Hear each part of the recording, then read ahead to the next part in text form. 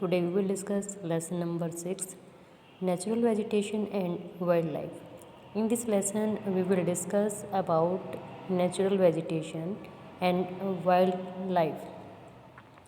For example, natural vegetations like mean different type of vegetation which are found in different places and also wildlife. Okay.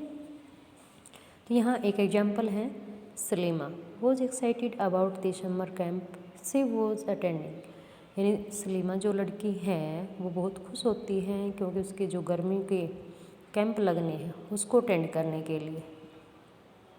C had gone to visit Manali in Himachal Pradesh along with her classmate. और वो कहाँ जाने वाली है? मनाली हिमाचल प्रदेश में। She recalled how surprised she was to see the change in the landform and natural vegetation as the bus climbed higher and higher. जैसे हम सभी कहीं भी जाते हैं तो हम सरप्राइज हैरान होते हैं जब वहाँ पर डिफरेंट टाइप की चीज़ें हमें देखने को मिलती हैं। तो ऐसे ही वहाँ पर उन को अलग अलग प्रकार के स्थलाकृतियाँ और प्राकृतिक वनस्पति दिखाई दी जैसे जैसे बस ऊपर की तरफ जा रही थी। The deep jungles of the foot hills, यानी जो नीचे हम ऊपर जाते हैं तो नीचे वाले एरिया में जो घने जंगल थे, comprise salt take solo disappeared. तो वो जितने ऊंचाई पे जाते हैं पहले तो वो पेड़ पौधे कितने ही बड़े हैं छोटे दिखना स्टार्ट होंगे और फिर केवल ऐसे लगेगी कि वहाँ पर केवल कुछ भी नहीं है, मैदानी क्षेत्र है। She could see tall trees with thin painted leaves. लंबे ट्री और उनकी पे जो लीव्स थी वो कैसी थी? पॉइंटेड, नुकीली। एंड कॉन्सेप्ट यार जो हमारी शंकुधारी कैप होती है उसकी आकृति के कैनोपाइज ऑन द माउंटेन स्लोप ये पाए जाते हैं वहाँ पर। She learnt that those were coniferous trees. तो उन्होंने क्या पता चला इस प्रकार के पेड़ पौधे देखकर कि सारे शंकुधारी वन हैं, पेड़ हैं। See noticed blooms of bright flower on tall trees, कि जो लंबे ट्री हैं उन पे क्या होते हैं, ये जैसे कि इस पे शाइनिंग कर रहा है चमकीले फूल, कुछ पे फूल आते हैं कुछ पे फ्रूट लगते हैं।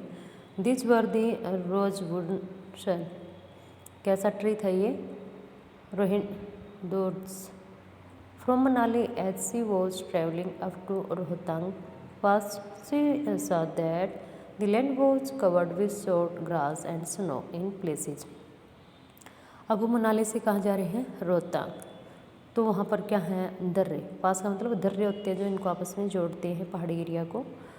तो वहाँ पर जो लैंड थी वो छोटे छोटे झाड़ीदार झाड़ियाँ जो होती हैं उनसे भरे हुए थे। अलग अलग प्रकार की ग्रास थी वहाँ पर और बर्फ़बारी होती रहती है। फ्रॉम सलीमाज ऑब्जर्वेशन, जो सलीमा ने वहाँ पर देखा, which surmise that there is a close relationship between height of land and the characters of vegetation. तो उनको सारी चीज़ें देख के उनको समराइज क्या हो गया,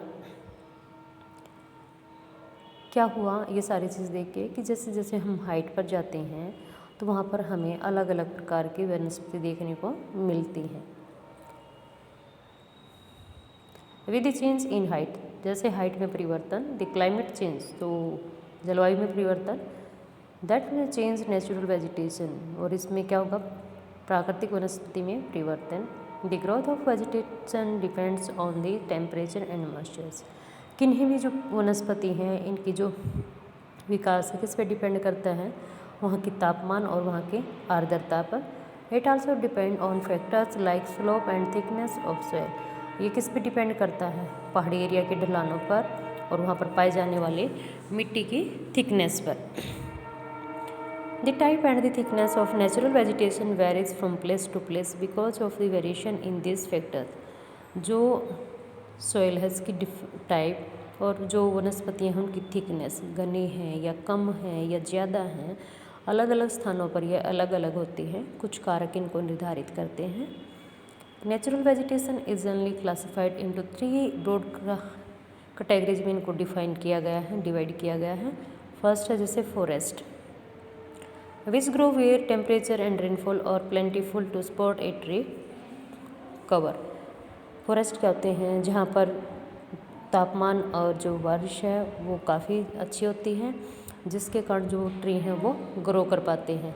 depending upon these factor dense and open factor forest grown. तो इन एरियाज़ में क्या है कि यहाँ पर कुछ कारक हैं जिसके कारण ये जंगल कैसे होंगे, घने हो सकते हैं, ओपन फॉरेस्ट ग्रोन, और ये अपने आप ग्रो कर जाते हैं। तो ये एक्टिविटी आपको रीड करनी है।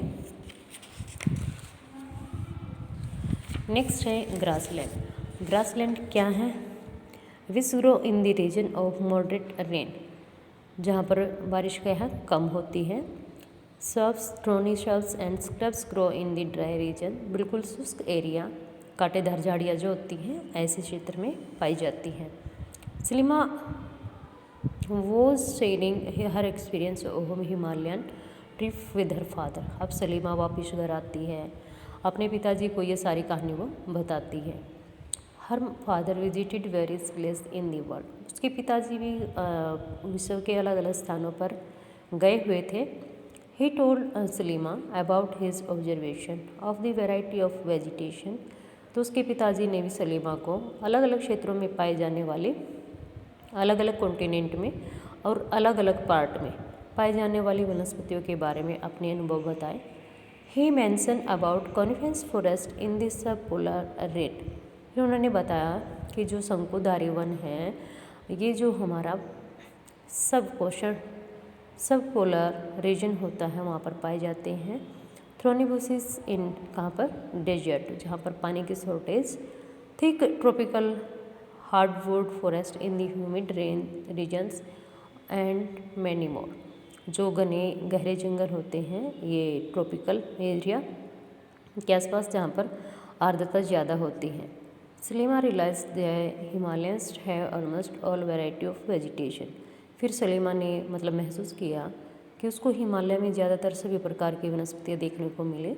विच one can see while moving from the equator to polar range. जब वो कहाँ जा रही थी? इक्वेटर से पोलर की तरफ जाते हैं, जैसे उसके पिताजी ने बताया। फिर उसने आइडिया लगाया कि हाँ, जो मेरे पिताजी बता रहे हैं और जो मैं देख के आई हूँ वो क्या है? सेम है। इसलिए उसने कहा कि उस एरिया में ज़्यादातर ऐसी ही वनस्पतियाँ पाई जाती हैं। Thank you, have a nice day.